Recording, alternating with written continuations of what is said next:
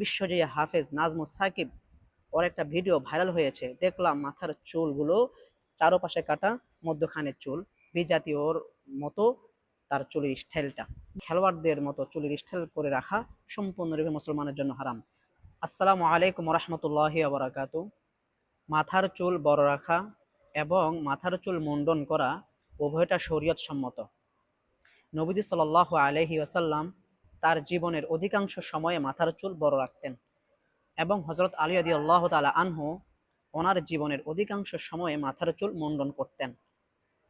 তবে যদি কেউ মাথার চুল বড় রাখতে চায়, তাহলে তার মাথার উভয় পাশের চুলগুলো সমান করে কেটে তারপর সে চুল বড় রাখবে, অর্থাৎ বাবুরি চুল হিসেবে বাবুরি চুল রাখবে।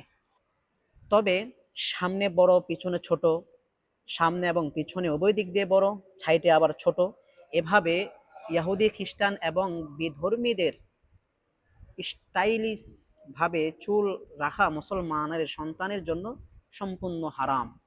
কেননা নবীজি সাল্লাল্লাহু আলাইহি ওয়াসাল্লাম বলেন, মান তাশাব্বাহা বিকওমিন ফাহুয়া মিনহু, যে ব্যক্তি বিজাতির সাদৃশ্য অবলম্বন করবে সে তাদের দলভুক্ত বলে গণ্য হবে।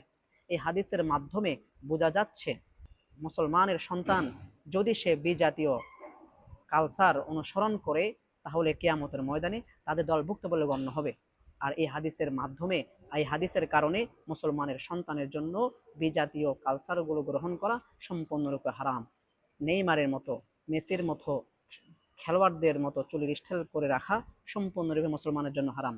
দুঃখজনক বিষয় হলো সত্য, বিশ্বজয়ী হাফেজ নাজমুস সাকিব, ওর একটা ভিডিও ভাইরাল হয়েছে। দেখলাম মাথার চুলগুলো চারপাশে কাটা, মধ্যখানে চুল, বিজাতীয়র মতো তার চুলের স্টাইলটা দেখে খুব কষ্ট লাগলো।